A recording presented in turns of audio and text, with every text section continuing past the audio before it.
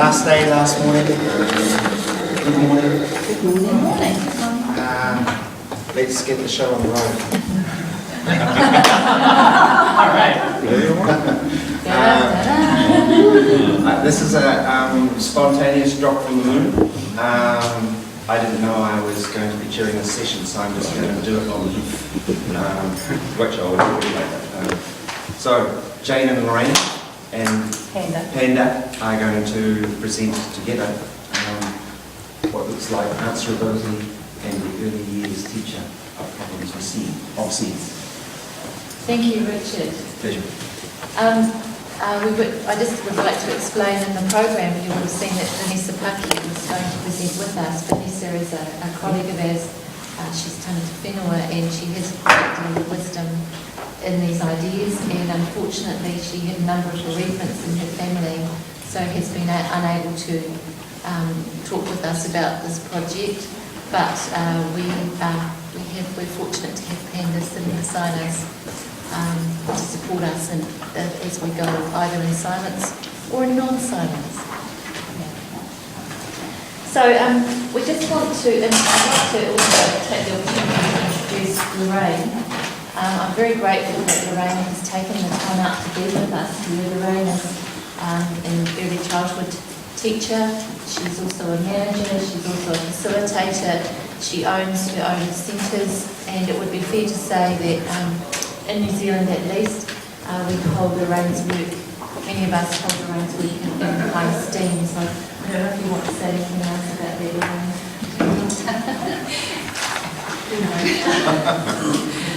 She will speak for herself.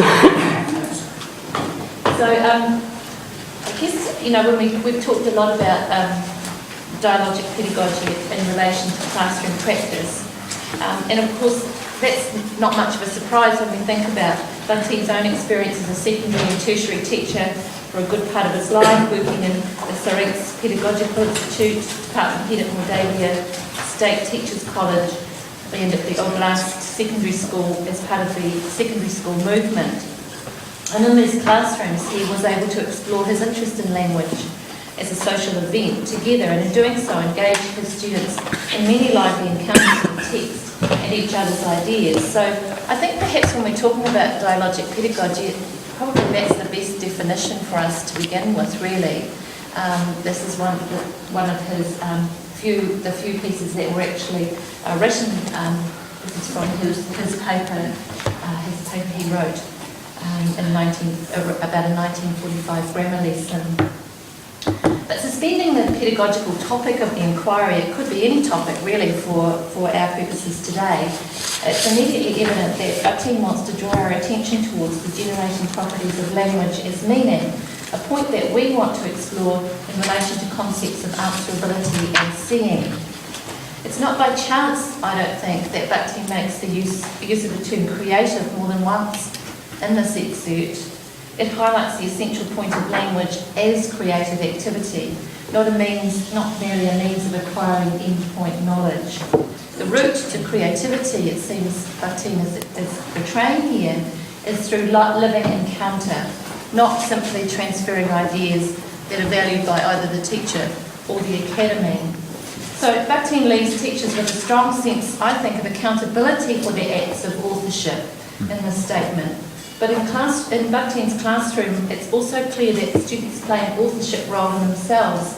They have an opinion that they are encouraged to contribute in careful interrogation of the ideas they are faced with. However, as Emerson and Mawson point out, agreement is just as dialogic as disagreement, when it's characterised by complex interaction rather than imposition. So agreement and disagreement are equally welcome in a dialogic classroom, the point being to keep them in lively interplay. As with all Bunting's entreaties, we don't think there is anywhere for the teacher to hide in a classroom of this nature.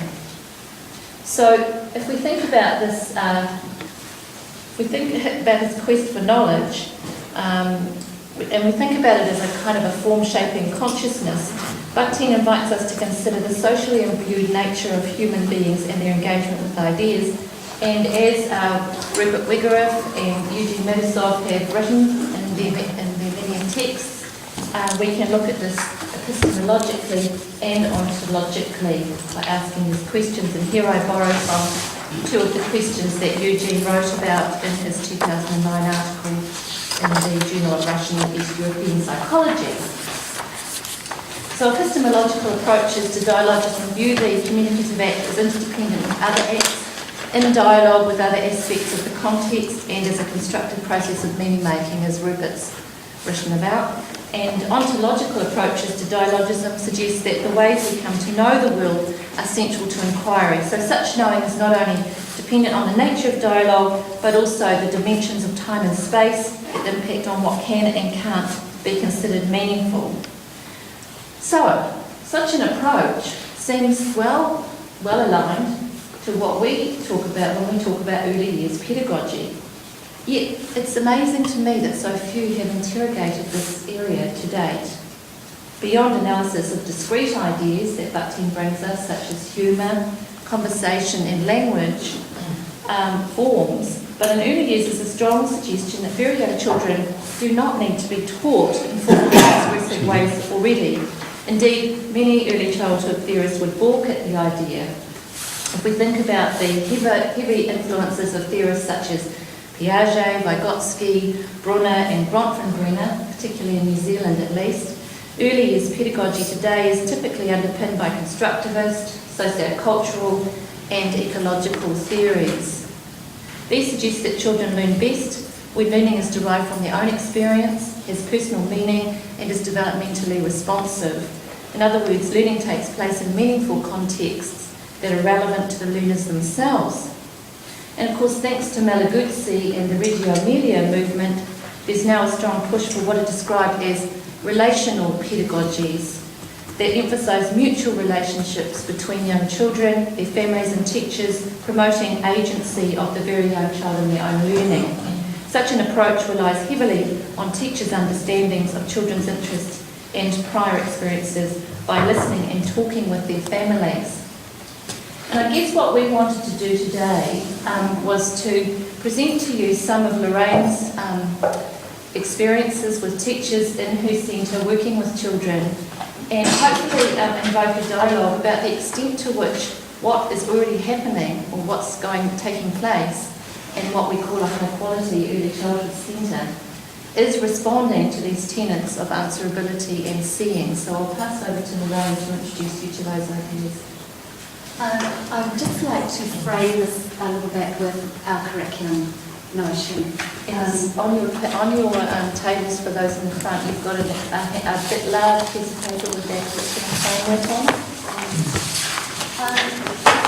Early childhood teachers in New Zealand have loved being immersed in this curriculum now for 20 years.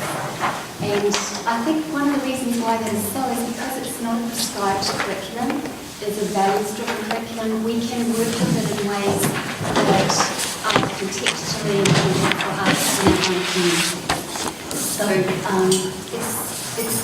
takes a weaving metaphor from Tao model, and it uses this amazing plant, the harakeke plant, as another metaphor to cement the idea that at the heart of the matter is the child.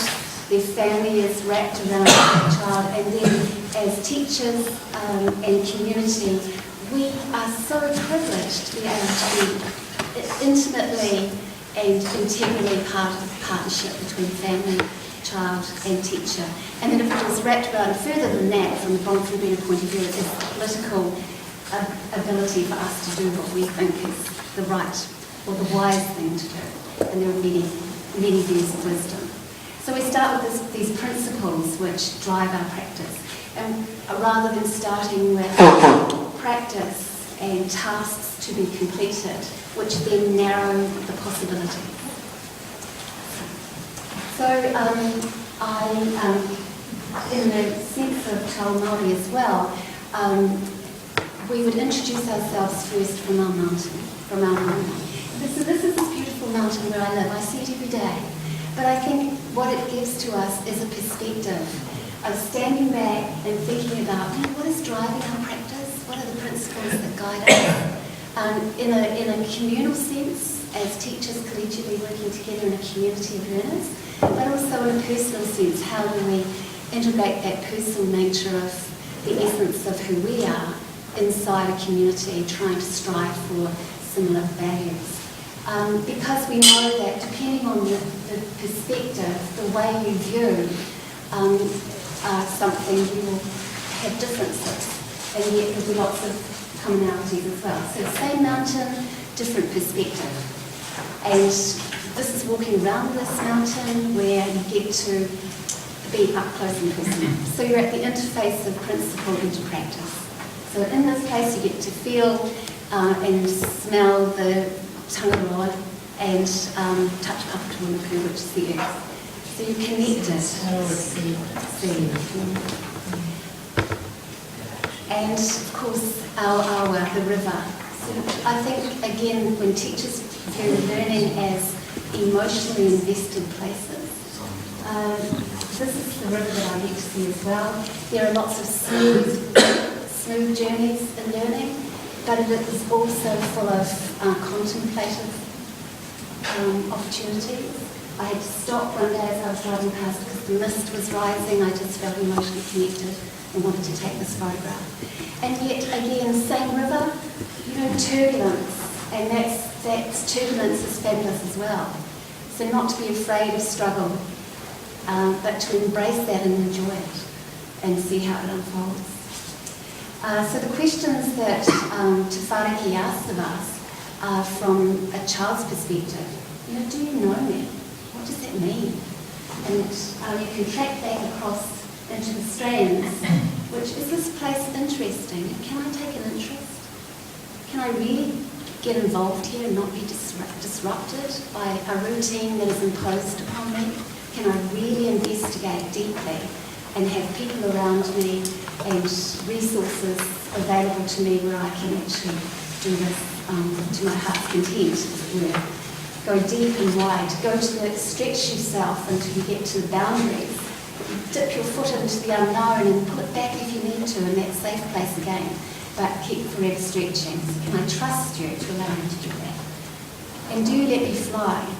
Can I take these ideas, this energy, this interest, this passion, and explore it freely with people who will listen and support me in doing this? And the one I love the best of all is this place here for us. I was talking to some people yesterday and said there is only one rule in our place, and that is this place fair for us? Because it's a shifting rule. From where I look, it's different from where somebody else looks. So we're negotiating in this space to find out, well, what is fair? Can we find a place that feels comfortable for me and for you and for us together? And because this is such a finely tuned idea, we only get really a glimpse, don't we? That top of the iceberg we can see, but there's so much underneath that we have to tease through. So in our research as a Centre of Innovation through a Ministry of Education contract, we really thought we're kind of on that knife edge that draws children into mystery, but as a crew member, not a passenger on that boat journey. It's a very different place when you're crewing the ship instead of being filled up with ideas and knowledge and being expected to accumulate skills. When you put that in the front frame, you cut across dispositions like curiosity, like perseverance, like engagement, like allowing my leadership to be expressed, or my team being a collaborative person, that to be expressed. Well, it's all in flux and it can change. So we see ourselves as, as teachers. We stopped calling ourselves teachers in that narrow sense a long, long time ago. We always, everywhere you look at our documentation, we call ourselves teachers and learners. And we add researcher, because we're thinking, we're pondering, we're wondering. And we give those same terms to children.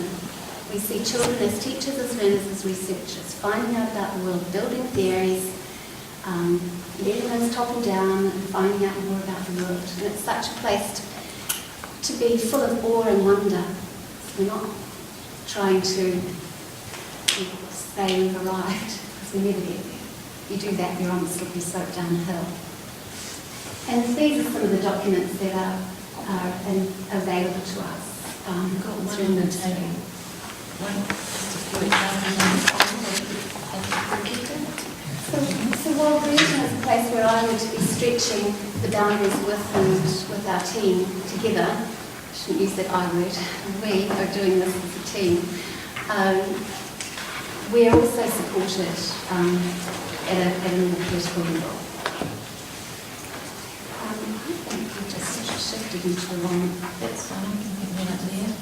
I'll just stop the now because we're going to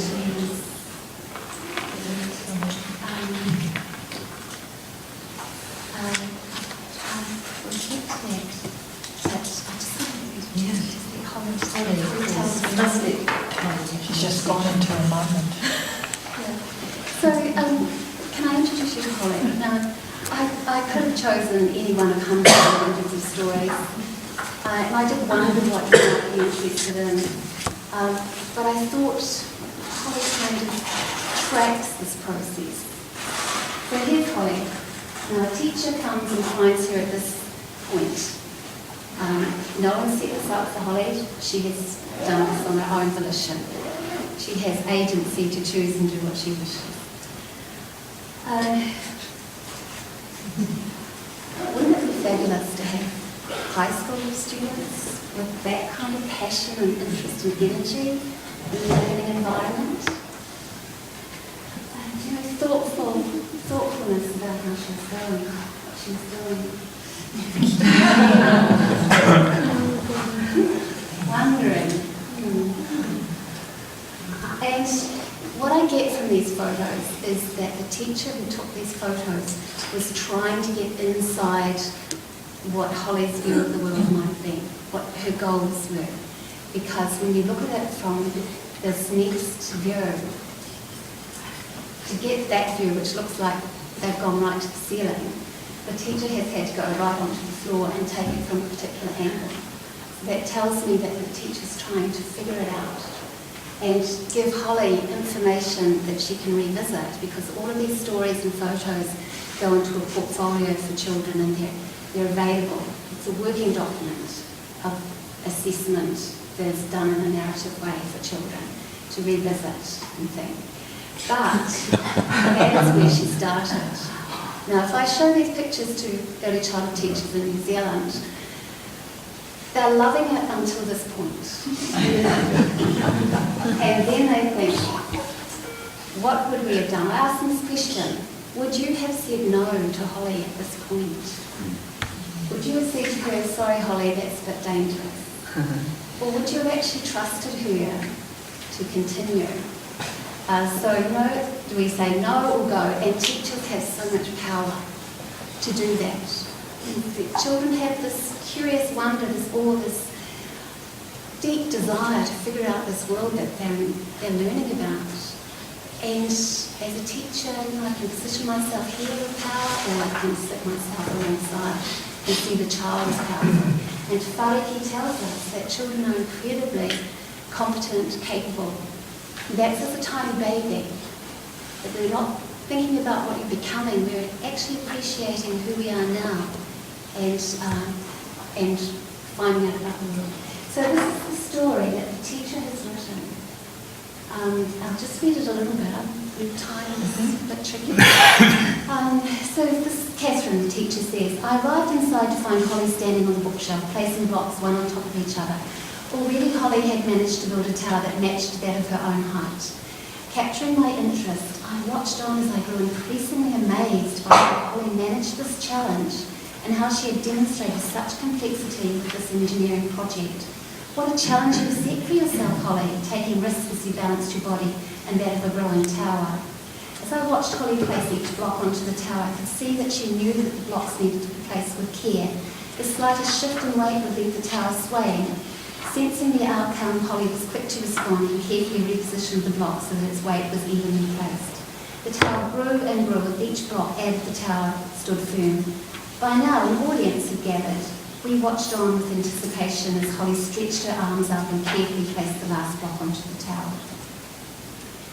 What did I learn about you, Holly, today? So when teachers analyse learning, they're positioning themselves as wondering about the learning, not stating what it is, but saying this is my point of view and for what it is. And these stories grow in complexity, and the multiple perspective hopefully gives us more of a sense of this growing identity of a child as a learner. So Holly, how fascinating. The theories of weight, height and balance clearly demonstrate the complexity of your understanding. Refined skills required for successful engineering. I wondered what your thoughts were when you first set about this challenge. Why did you decide to build your tower on the bookshelf? This was an intriguing concept. Perhaps you were researching height. It did seem impressive, even taller when built on such a high ground. This experience was laced with many mathematical questions and concepts, many of which you were answering yourself and expertly demonstrating this knowledge as you went about your work.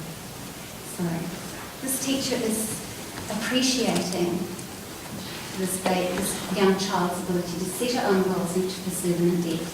This Holly is a brand new child entering our centre, and again, another teacher says, being fascinated and curious about what's in this environment provides Holly with the provocation to ask questions and research to find answers, or perhaps more questions. Now, as an older child, a story that I wrote, Holly, once again, your ideas are awesome. You found a picture of this fabulous mermaid and you wanted to make one just like it. There is no giving up when ideas excite you. All hail to you, Holly, because this wasn't easy. First, you had to convince a willing partner to help. Jerry was there and for you, and off to Tawhari Aotearoa, which is our art studio. The two of you went to work through the design issues, find the materials you needed, and work hard till the creation was finished. What do I know about your learning, Holly? Staying focused is something you are now used to because I've seen you do this so often in the past. Remember the effort you put into turning somersaults on the monkey bars. That wasn't easy, but you kept at it, and now these moves are well practiced. So here you turn your attention to something completely different, but I can see those habits of hard work and persistence carrying through. What a result, Holly. Where to and for the future? Of course, I had to record these photos for you to revisit later. And so that's what we hope to do, is engage children, so that as a reader later on, she will be able to see that and rethink it. Now, this is the teacher talking about Holly.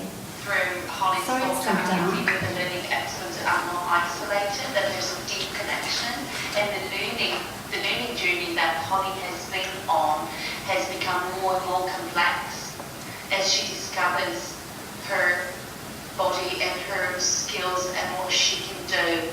She pushes herself to the limit, and I'm thinking, what next? And I can't answer the question because I just need to sit back and watch, and I'm sure that Holly will answer that question as she goes on in her learning journey. That's what I believe. So those kind of conversations about children's learning go on all the time.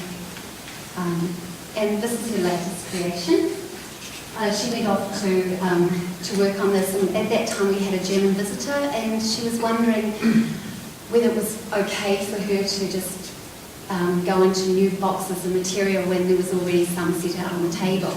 And Holly, very seriously, Clara told me, she said to her, you know, everything here in this room we can use. It's for us.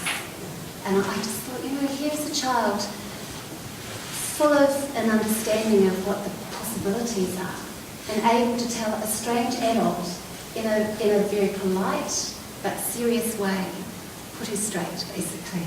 It's very cool. And just to give you another image of Holly, there she is.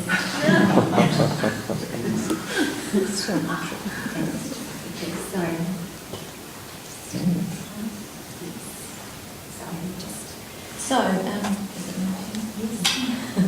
So in order, this idea of assessment is framed around the idea of noticing, recognising and responding to children's provocations, really, is what you're seeing. We kind of want to invoke Bhaktin's notion of visual surplus here because it does pose a tremendous ethical challenge to teachers who claim, even from a subjective sense, to know what children are thinking.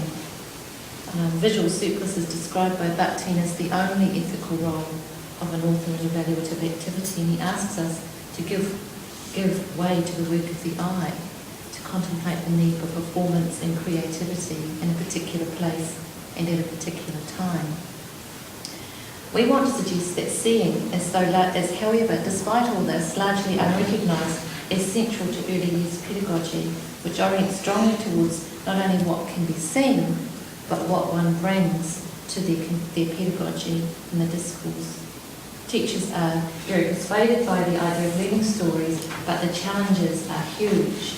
And I think when what can be seen, and here I'll invite Panda to chip in here because this would have been the piece that Vanessa would have spoken about, but what can be seen and how it can be seen is kind of a contentious topic when you add the layer, when you add a Māori metaphysical worldview to that. Kaumika, who was here the other day, some of you may have been at his presentation, reminds us of Marsden's metaphysical depiction of the kore as nothingness and kore as being and not being, that suggest an already presentness in the world. He cites a guy called Royal, 2011, who's Charles Royal, who suggests that this active already there-ness exists in the natural world.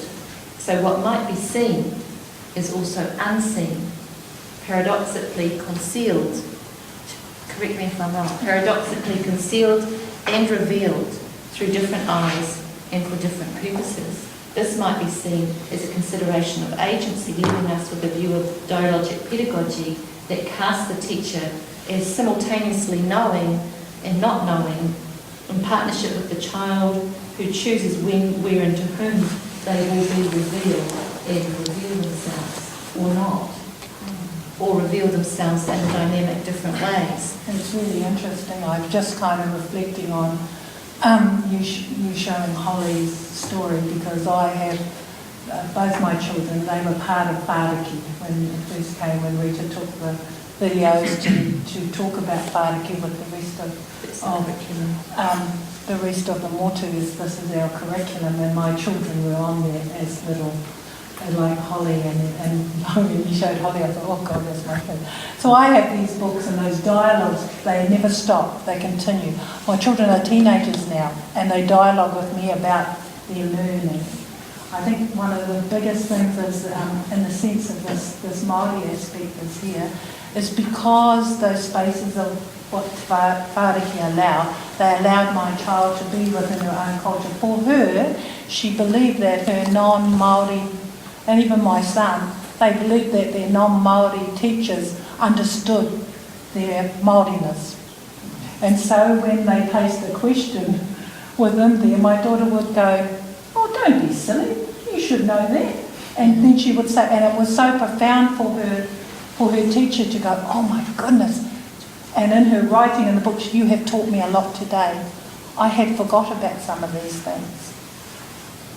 A lot of the Māori children come with this. They just have a wealth of that. So it is really interesting in those spaces that are created, because for our children it was that their parents would never put them in a space that was unsafe. As they got older, we told them that spaces, because Te Whāriki existed, that was a safe place for us. Mm-hmm. And when they got into their primary, we put them in a space which epitomised their culture. When they went into intermediate, it kind of shifted. So we had to teach them about a different dialogue that was going to take place. And they would come back shocked, and my daughter, who was very bright, got put in the auxiliary. And this is what's because a lot of the people in their early childhood spoke Māori, would use Māori here, there and everywhere. Not fluently, but my children would pick it up. But as soon as my child is put into a classroom, that's had all this wonderful thing, and she's the only Māori in the classroom, and suddenly realises that nobody knows in this classroom about her world. It was quite profound for her, apart from the teacher. So when you go to places where they figure out, you speak my language, like that, they're at home. So they have to shift and think, if the teacher isn't helping me, how am I going to survive this road of learning? But of course, this is all buffeted. with the structure that's here, this framework allows them to. But these spaces that we have, especially in mine, they have to come from, you have to open those spaces up. And obviously Holly had the space to be who she was and who she's becoming. Yeah. Always becoming people, always becoming, like we are. We are always becoming.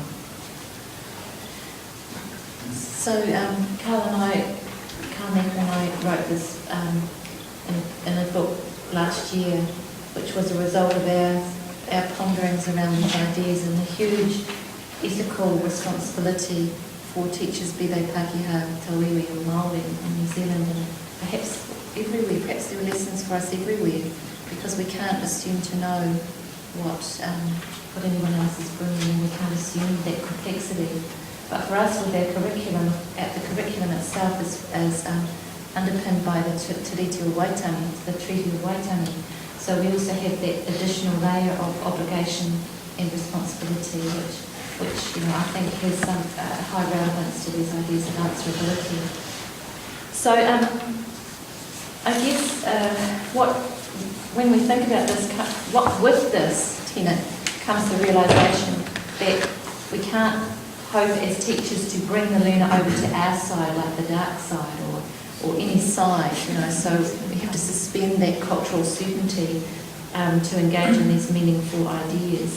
And this is why I've come to the idea of seeing it as a boundary, this necessity to have for the boundary as a mode of transgradience, so that one can see more through this idea of visual surplus, but one cannot see all. And I think that's really important to note when Lorraine presents her work, that it's always done from the perspective of that teacher's view, not in anyone making claims that is the reality for that child for all time, for all space. One of the problems we have, of course, is that when things are written, as Butting has also talked about, they become certain in themselves. So it's another tension that I think faces early childhood teachers. We get many stories written to us from families too, though, and we write down many of the voices that children offer us. So we're trying to make this a multiple perspective from all the participants inside the community. So we've got time for one more story, Chair. Yep. So we're going to have class. No. What? Yeah, we've got an hour. No. Another session? Yeah. We've got 2 more people. So we have. We do need to read. Yeah. So actually, One more time. so it's one of these burning The programs are only. The program just says 2. Yeah, there's been there's an amendment. Sorry, you might have missed the lines that I read at the beginning, but Yeah, I heard something, but I missed it. No, there's an amendment. But Beatrice Cabral from Brazil is She was speaking with Darren Poland, and there is time for that. No, I mean, she's not speaking instead of us. No, You need Jerry to Poland do. would have been in the other stream. So we have Beatrice and... I can say whatever it is about in 10 or 5 minutes, and you take the time. Just I don't need to do the whole thing. I give up. Okay, what do you So Beatrice, what I'm hearing is if you have... I just 10 say the minutes. title, what's the That's word really about. It's finished. They got stuck. So looks like we have time for another story. And did you want to get us in dialogue about something? It might be things with chatting. Yeah. Is there something someone wants to throw in and ask about or comments? Yes, please. At the back there with the hand raised. Yeah. What happens if you put the blocks on the floor and you put Holly on the bookcase? Will she be interested in making a longer line of blocks, or is she only interested in getting the top of the stack as high as possible? Good question, because are you asking about the added value that a teacher can provide? to children in terms of more provocation? Well, there are two ways to look at my question. One is to look at it as the sort of Vygotskian way that you sort of, it's a mathematical lesson, you're trying to teach the child that more blocks equals more altitude. But the other way to look at it is a somewhat more Bakhtinian way, which is to say that the teacher is trying to anticipate what Holly's purpose is in standing on the table. And it could be one of two purposes. One is that Holly is just trying to reach altitude. And the other one is that she is inherently limited by her own height. And that the stack can only be so tall because her body is not that tall yet. And I just wondered what your view of the problem was. Well, passionate learners like Holly won't just do this once. Yeah. They will come back and back and back. Mm-hmm. So there will be many, many opportunities for Holly to explore this. And I don't think there is one purpose at all. What we would hope, though, as teachers, is that we're promoting her dispositions first and foremost. Her disposition to be this person who has great ideas and who explores them to their limit and comes back and refines her skills as a result, rather than offer her skills to improve on in isolation, which has the propensity to squelch curiosity and for children to be turned off. You've just got all the teacher's done is caught a moment and that, and I'll take an example of that. My son, very much like that, played with the train sets in a little corner, where they were placed, played with the train sets. Within probably a week and a half, because they documented this, he had built a train set that went right through the whole of the early childhood space in the preschool, and it was going. There were stations, and everybody just moved around it and got on with their thing. He never interfered with a flow that could. But he thought, what were train stations? They were where people hopped on, so I mustn't interfere with. And they were just in awe, and they'd allowed that to happen. But it just didn't happen like that. Hollywood probably may have started on the floor. We don't know that because it wasn't captured. So we have to remember there's always that, everything's pre for her to get to where she was. And so she's working those things out. And there's only that capturing of that. And of course, I know that because the photographs that have been given to me is like just one snapshot. And in the story, the teachers write down everything that was the precursor to that. Because they weren't there, they said, one day we did, wow. Remember when we did this, I decided that this is what I was going to be, a Firebird. So there are all these other stuff, and we're only seeing what's captured visually. It's probably important to, I'm not sure what we're bringing to this, but also to kind of suspend this idea of activities, because in our Te curriculum we don't set up activities. It's not pre-planned, the environment is there. And of course there are limitations, and we have to accept that, because whatever environment you're in has its limitations. And a colleague of ours, Margaret Brennan's written about that, and some of the problems when you sort of have this, what would you call it, a sort of a very tight-knit community where people can't get out into the real world. We're working on that too with our nature-based work. But children are not put anywhere. Holly has gone there of her own volition. The issue, the celebration, but also the problem, is that whatever is foregrounded is reliant on the teachers, what the teachers see, and that's what I'm trying to point out, is that what the teacher sees is ideologically imbued.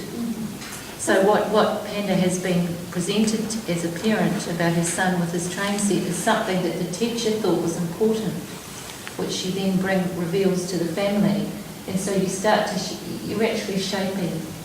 The potential ethically is for this to be quite immoral, I would argue. And that's our tension, I think. Yeah. This is why it's always written in a credit way as well, because imagine if it was written in a negative sense. That stays with that child for forever. So, well, let me introduce you to Ella to widen the context a little bit. This is Ella. She's up there fully clothed in that top photo. everybody else by this stage is stripped off and painting their bodies. We're a bit messy in early childhood. We love it. So anyway, we mentioned time yesterday. Enough time to be engaged and involved, and that is one thing that early childhood centres can have the luxury of, if they so choose. There are still places that have a schedule on the wall that says at 9 o'clock, at 10 o'clock, at 11 o'clock. But we abandoned those schedules years ago. Wonderful paper called Burn the Rosters that Lorraine has written. Free everybody up. And it's lovely. That means you're open to the gifts that come through the door, which can be many and varied. So anyway, the time goes by, Ella starts to think, this might be quite cool, but she's a little bit tentative, she needs some encouragement. But eventually she starts, and you see her starting to paint her body carefully, thoughtfully. It's about she's this idea of knowing and process. There's no end point. But here she is. She finishes. Now, you can put any kind of lens on that, but you see symmetry going on, don't you? She's in nappies, for goodness sake, and she knows about mathematical ideas of symmetry. Or she feels it more from an artistic, emotional perspective. But imagine if we had mathematicians in the world who felt, well, like they do, otherwise they wouldn't continue on with it. That's passion. And she is a good mathematician, actually, and she's at school now, no one tells me. But as a team of teachers, we have to figure out together what it is we value. So we do this in communities, because we could say, the paint belongs on the paper. We could do that and say, here's a paintbrush. This is where you paint. But children choose to explore and express themselves freely, uninhibited in uninhibited ways. But teachers, are interested in this because they're full of problems that can puzzle and engage us. Lorraine, do you want to just tell them how you're burning? When you actually literally burned the rosters? Yes, we did. Like a ceremony. We did. We filmed it. It was fun. So let's make this really happen. So we took our rosters off the wall. We talked about, obviously, what we were going to do. We built a fire in the sand pit, and we burnt them. And we burned the rosters, and all the families and the children, joined us. And then the teachers were like, goodness, what have we done? Who's going to come out with me outside and help me if I've got too many children? And do you know what? The answer to that was we had to talk to each other. We weren't relying on something on the wall telling us. We moved with the flow, and we asked for help and we needed help and we offered help. And we enjoyed that because we liked the whole notion of creative energy and struggle. Can I invite you to have the last word, bring it to the room to choose which last word you would like to have? I invite you to talk to Lorraine at lunchtime if you get the chance, if you're wondering how on earth this is possible, because it doesn't come just simply by burning rosters. It's a lot of very careful. I just do want to take a moment to acknowledge that, Lorraine, she goes beyond minimum standards. They're part of a research centre. There's a lot of extra things that go on behind the scenes for this to be possible. But I guess it's probably appropriate to return to Bucking to finish. We break the rules. Yeah. So what we're trying to kind of put out there for some sort of dialogue is the idea that the individual must become answerable through and through. So this idea that all of its constituent moments must not only fit next to each other in the temporal sequence of its life, but also penetrate each other in a unity of guilt and answerability. So you can see the wonder, the awe of it, but also the responsibility and the problem. So we kind of would like to say, is that a good place to stop, Lorraine? Do you want to say anything? Okay, thank you very much, Jane. Thank you. Lorraine, Amanda. Let's give them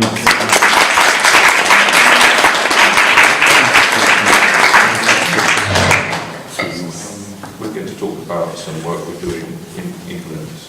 Why don't you introduce yourself, Sibylla, because I think people know who I am, maybe, or at least I'm Rupert Wegeff, and if you've been here longer, I talked about dialogic theory, and I was delighted to be invited, and it was great. But this is about practical, because I was interdisciplinary, and it's a love of mine about philosophy and ideas, and this is a little bit more practical in classrooms. I used the word mechanism as a bit of a provocation, which this is work that we're doing, one of several projects in Exeter which are trying to apply dialogic ideas to education. So do you want to introduce yourself, Sibylla? Yeah, well, I've met many of you so far, but I'm a mathematics educator doing the research at the University of Exeter with Rupert. I'm originally from Turkey. Great. And she also worked, does anyone know Jim Birch here? Who, yeah, in many ways introduced, for me, I came across Bakhtin through Birch because, we're studying Vygotsky, and Birch did a really good book on Vygotsky, and he introduced Bakhtin in Voices of the Mind. And then, and Sibylla worked with Jim Birch, and she wrote a paper, it was Birch and Kazakh, that I responded to, and I said, you're not really dialogic, you're just Vygotskian, And then I went to Pamukkale, and I saw Sibylla there, and we managed to get us fellowship money from European Union for her to come and work with me in Exeter. So it was all part of that community dialogue to do with this. So we're going to do this together, but I'm going to do the more waffly, philosophical, sort of theoretical setup things. That's the benefit of being a professor. I like it, it's good fun. And Sibylla's going to talk more about the details of the project. Is that okay? So we'll just try and handle it together. And hopefully we'll talk for about 40 minutes, and then there should be 20 minutes for questions.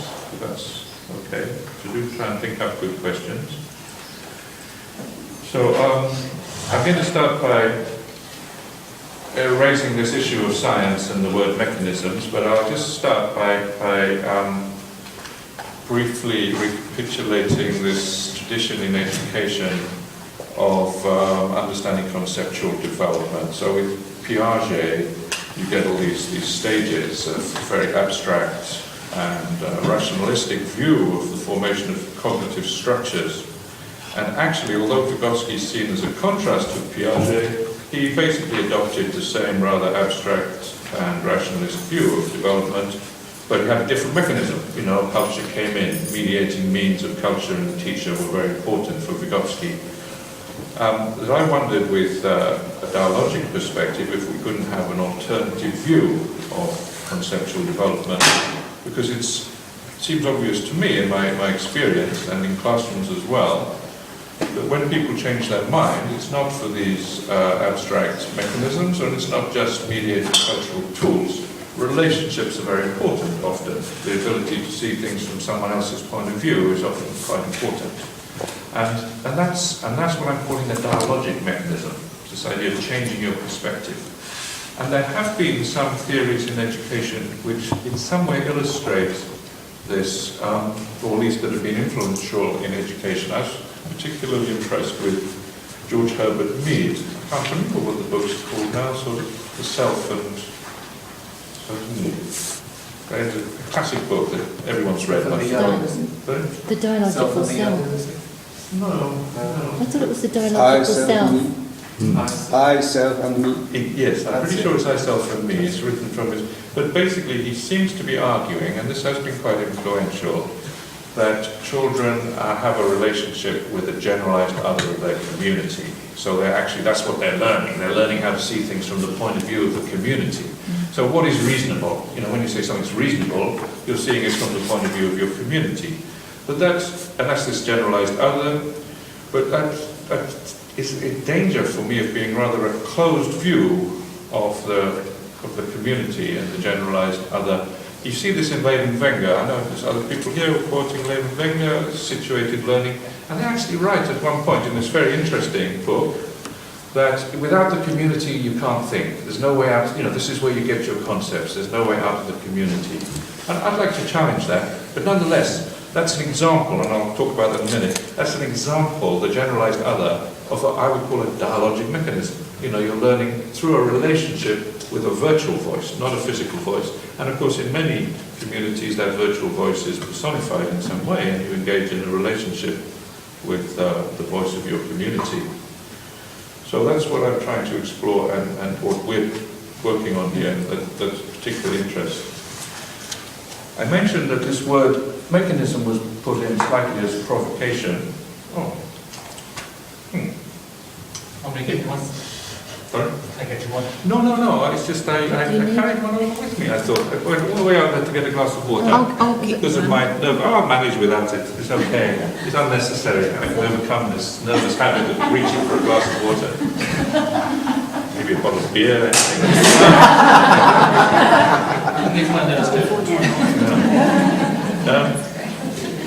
Anyway, where was I? Oh yeah, mechanism. So what do we mean by mechanism? Why mechanism?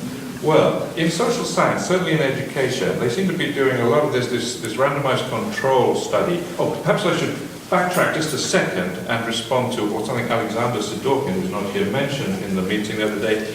We ought to be in dialogue with all the people who aren't here.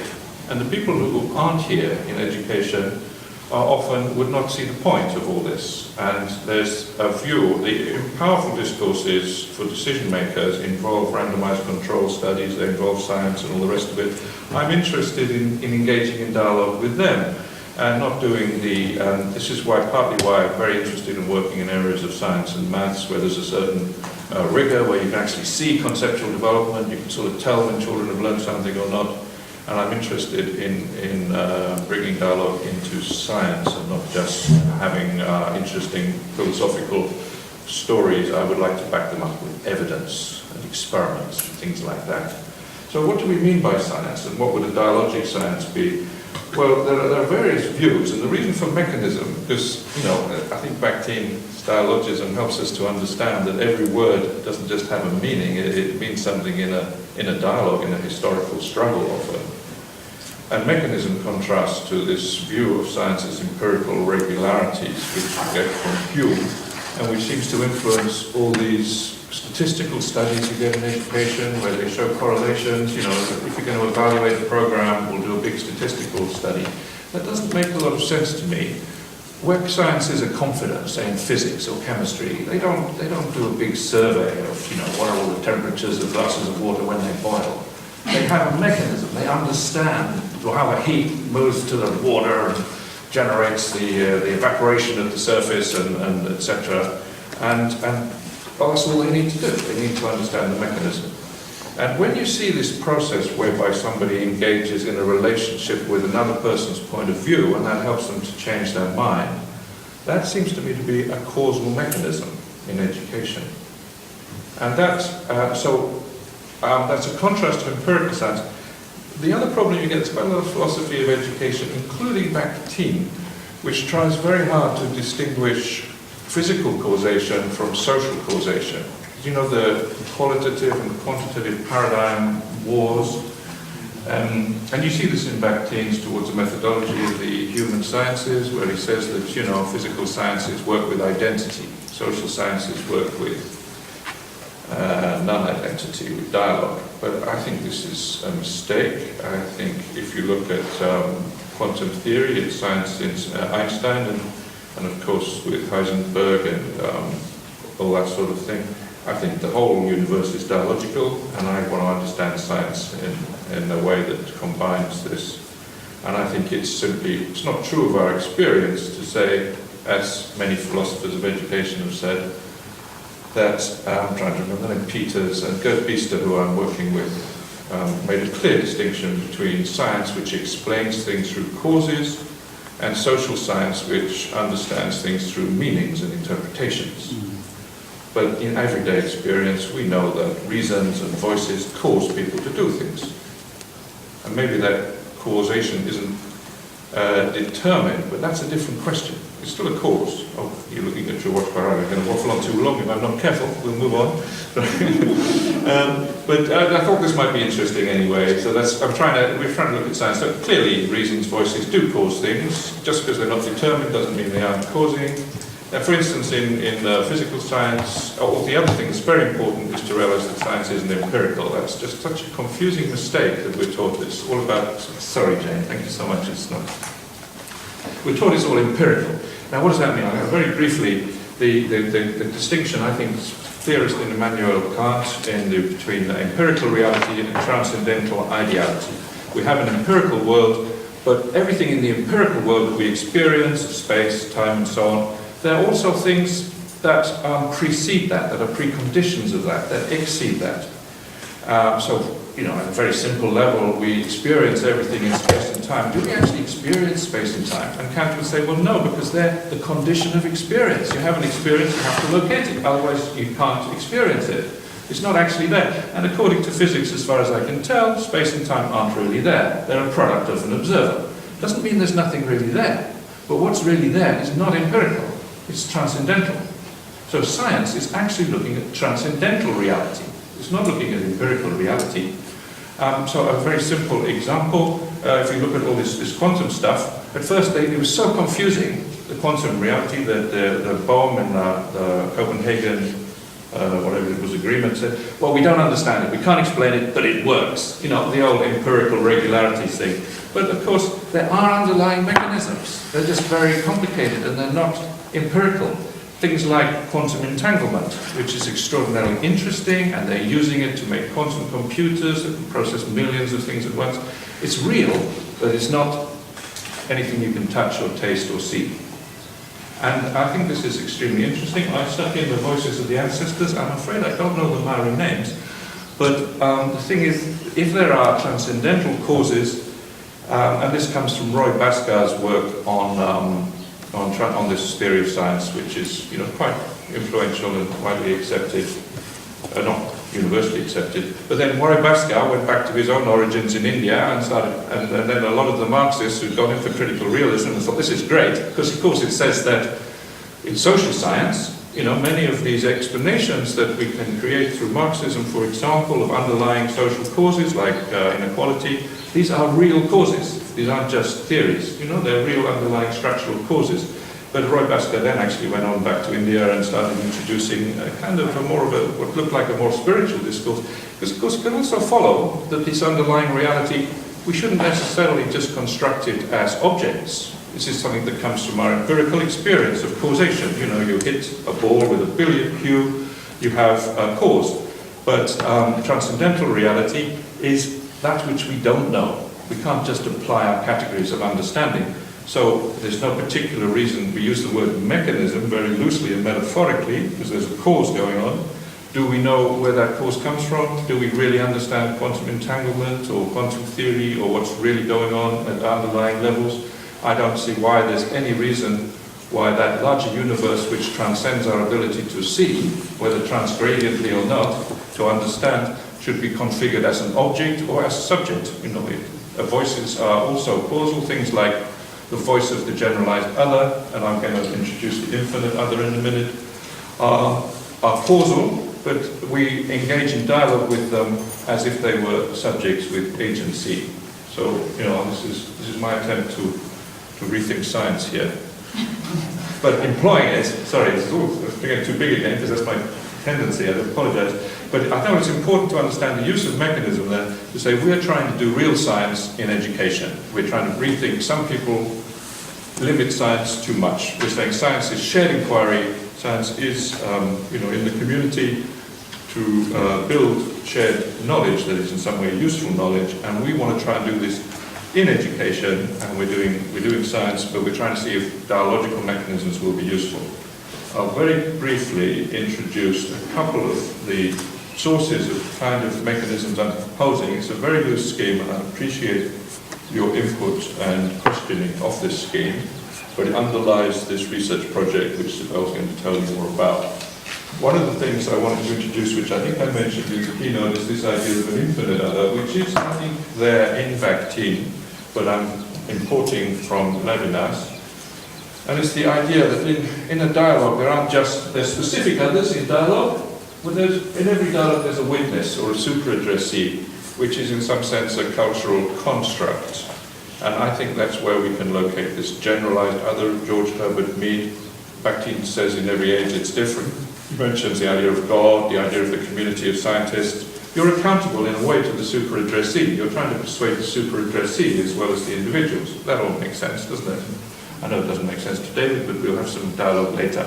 But this is a Bakhtinian notion. There's always a witness, but as I pointed out, if you engage in dialogue with the witness, which you've constructed in some way, so and then you think, well, okay, maybe this person I'm talking to, maybe David here is not being reasonable, he doesn't understand me. But, the voice of my community and what it means to be reasonable, that's who I'm really trying to persuade. I know I'm being reasonable in that dialogue. But then, of course, that's always in some way limited. And there's always another voice that you could say, that another witness will be generated, there's always another way of seeing.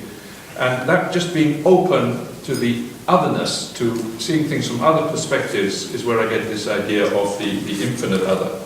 And the point of calling it an infinite other is it's not just a mathematical infinity, it's infinite in the sense of unbounded. But nonetheless, it acts. It's not like some abstract notion like the North Pole. It's a limit condition to the map. It actually acts on the inside. You can have a real dialogue and suddenly you can change your point of view. And in doing that, you're actually being open to another perspective which you weren't aware of before, which is not defined in advance. So it's more about an openness to the other in general, in unspecified terms. So I think that's a possible mechanism. I'm just going to take two empirical sources from experience in classrooms to draw on an idea of dialogic mechanisms. This is I'm not going to show the video because it takes too long, but I do have a video in my bag. I was sent this from America in the study where I got involved with Jim Virch and Sibel initially. There was a very nice idea. They showed the same classroom data from Rich Lira and Leonie Snabo, and they had lots of people with different points of view, ethnographers, and John McBeath was involved, various people, Greeno, and they asked me to comment, which I was delighted. I got the videos, and I saw in this group of children working together, I don't really understand what they were doing. They were doing a graph, and that's not important. But what's important is the interaction. This girl with the long dark hair really did not agree with what this other girl who was standing up was saying. And they had a long time, she just completely didn't agree. And then she changed her mind. And she changed her mind very dramatically. She was silent for a bit, and then she looked up. She said, I see what you're saying now. It was like a very obvious, I have changed my mind enactment, which is interesting. And so I thought, well, how did she change her mind? What happened before? And of course, in the traditional abstract rationalist accounts of cognitive development, it should be to do with reasons. What was the reason?